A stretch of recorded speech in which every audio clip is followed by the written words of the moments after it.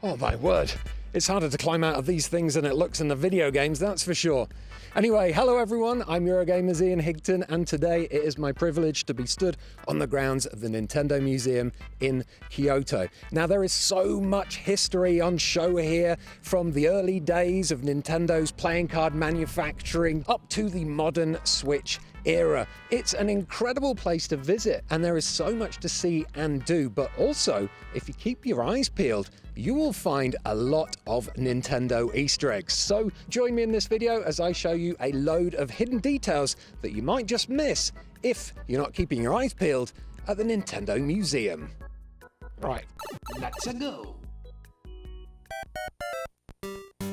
Before you get anywhere near one of these awesome oversized controllers that are located in the museum's interactive attractions area, one of the first things you'll see upon entry to the museum is the locker room, where you'll be able to store any excess baggage that you don't want to lug around the exhibits.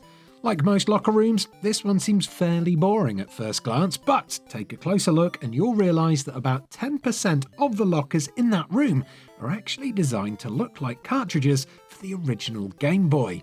Even better than that though, another, say, 1% of that 10% has actual real-life Game Boy cart cover art on them, like Super Mario Land or even Yoshi no Tamago here.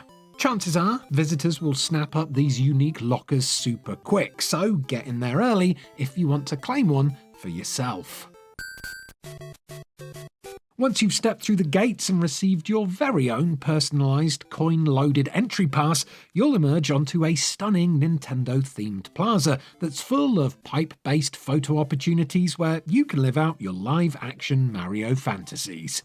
Take a moment to drink in the surroundings though, and you'll soon spot plenty of Easter eggs, including two 8-bit versions of Donkey Kong and Mario climbing lampposts, and a classic Mario checkpoint flag that's situated almost out of sight high up on the top of the main building.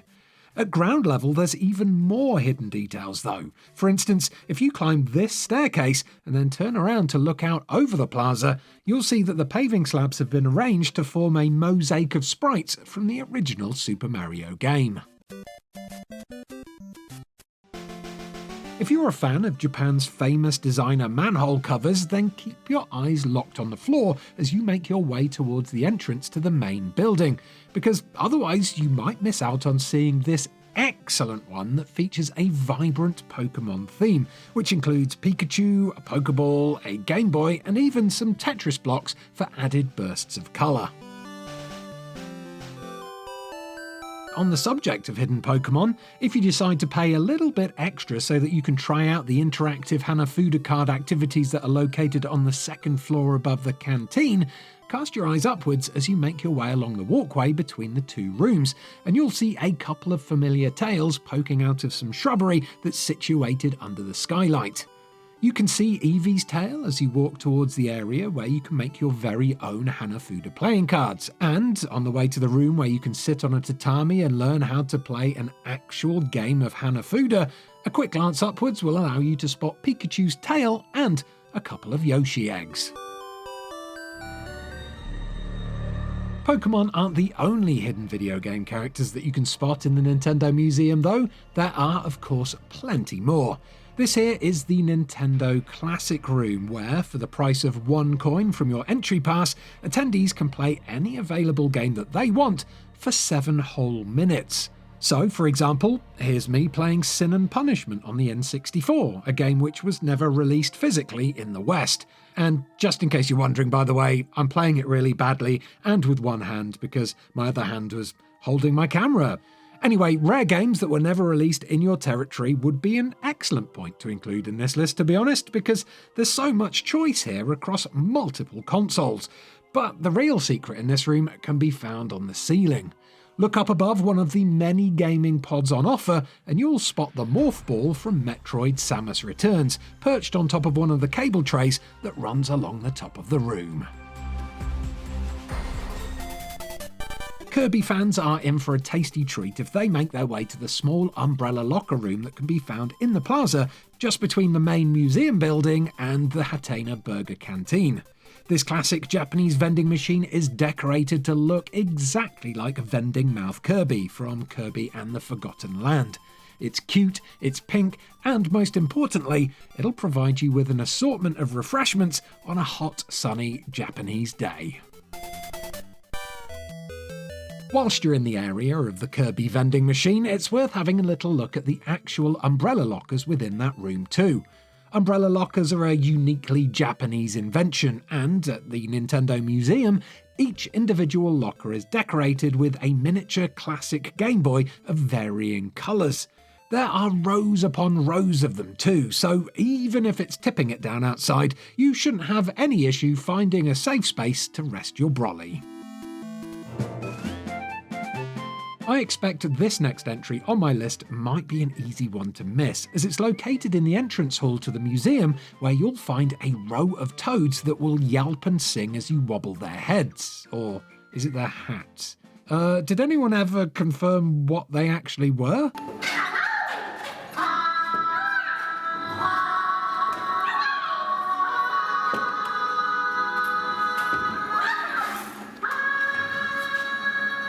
Anyway, this area is bound to be full of people bopping canopios on the bonts and posing for photos, but if you can squeeze through those crowds, tucked away on the left-hand side of that entrance hall, you'll be able to find the signature of none other than Shigeru Miyamoto himself.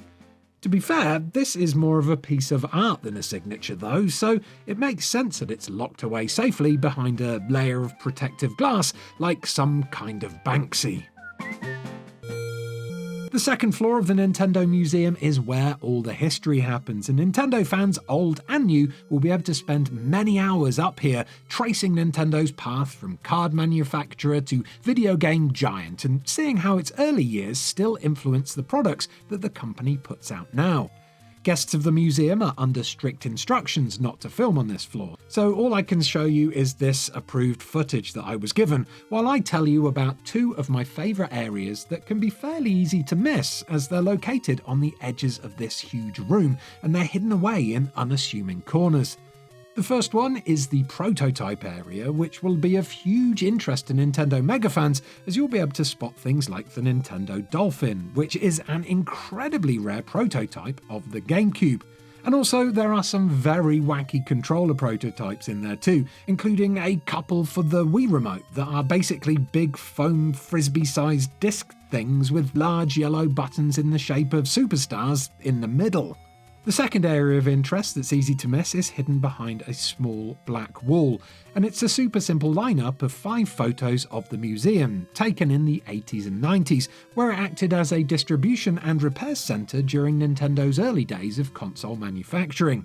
It's wonderful to take in these photos of how these buildings used to look, and it grounds you in the fact that you are literally standing in a place where video game history was made. While you're in that area though, you'll also notice that there is a window opposite those photos that looks out directly onto the main plaza. And that leads me nicely onto this next point, because on the roof just outside that window, you'll be able to see a Pikmin sunning itself on a rock.